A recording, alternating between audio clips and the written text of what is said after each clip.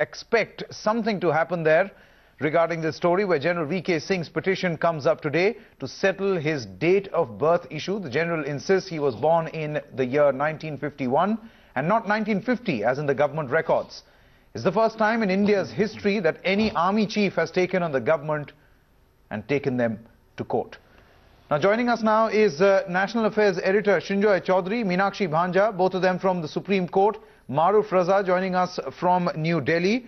Colonel R.S.N. Singh, security expert, security analyst joining here from the Delhi studio, and Colonel Anil Kaul also joining us from New Delhi. I'll first go across to Srinjoy Chaudhary from the Supreme Court. Srinjoy, when is it that we can actually expect any movement or any development in the Supreme Court? The case is going to be the 12th as listed in court number 8, and there are two judges, Lodha and Gokhale, who are going to hear it. Now, it's going to happen in a few minutes. The case is 12th, and since proceedings have already begun on other issues, it's going to come up very soon, perhaps within a few minutes. And then the case is expected to last, the first hearing at least is expected to last about half an hour. And then we'll know exactly what the court wants to do or will do on it. I mean, there are really, as laymen, three possibilities that are being looked at. One, the case could be dismissed. Two, the case could be accepted and hearings could begin in the future. And three, of course, it could be footballed to the Armed Forces Tribunal. We don't know what the justices will do. We are merely saying that these are three of the possibilities. The government has its case ready. The army chief has its case ready. We know that Mr. Lalit is going to be the lawyer for the army chief.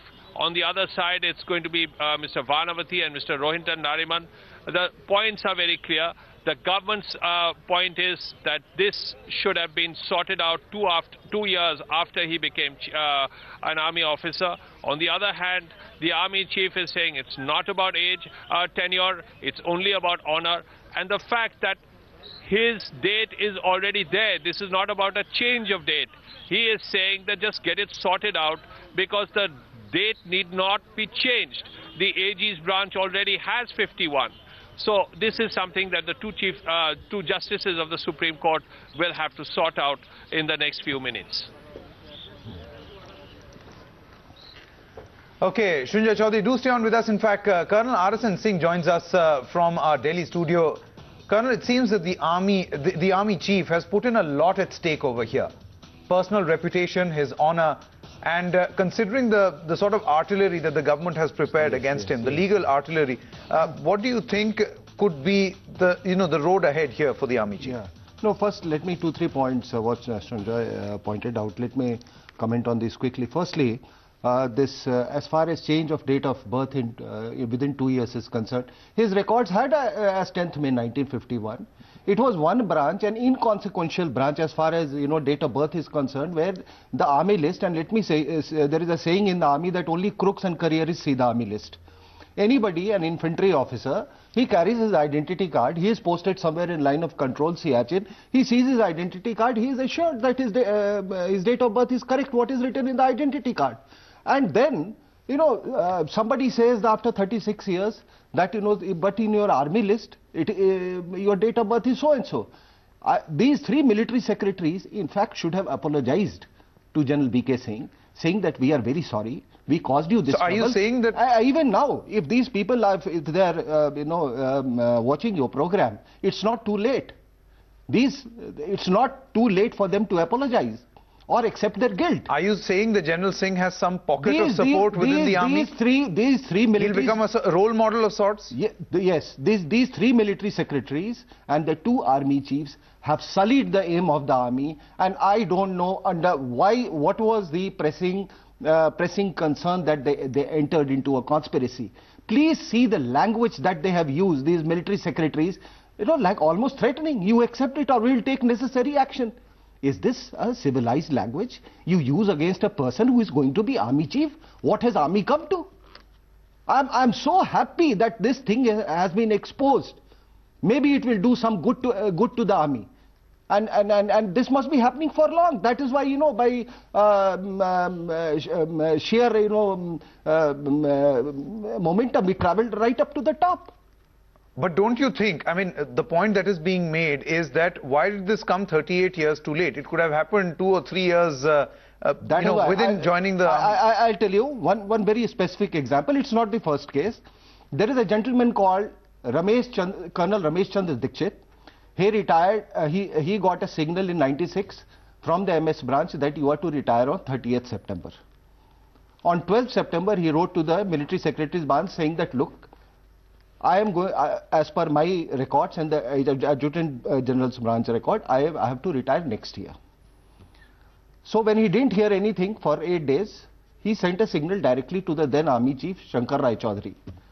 And the day he was to retire, on 30th September, he got a signal from the then Chief saying that we have consulted the MOD and your date of retirement is next year. Now, it was exactly a similar case.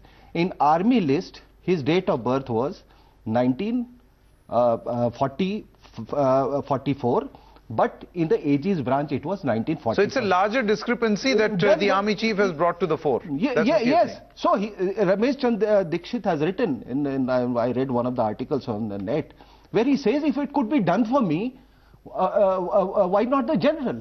I'm intrigued at the conspiracy part. You know, this was the role of the army, the role of the Ministry of Defence. Behind the scenes, a lot of action has gone in. It is not a simple case. Initially, there were threats. Then, there was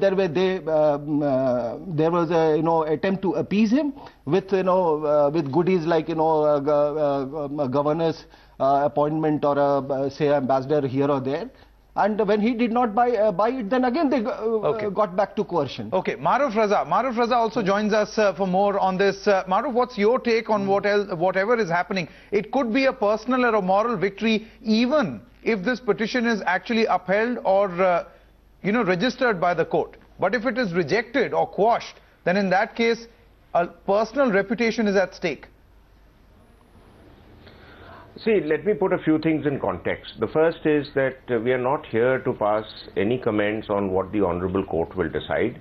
The Honorable Court is obviously very well informed, and they're going to take a decision after due consideration, particularly if you've seen what has come out with the judgments by the Honorable Court in the last 2-3 days regarding telecom and other things. So they do their homework, and I'm sure they'll come up with something which is cannot be faulted.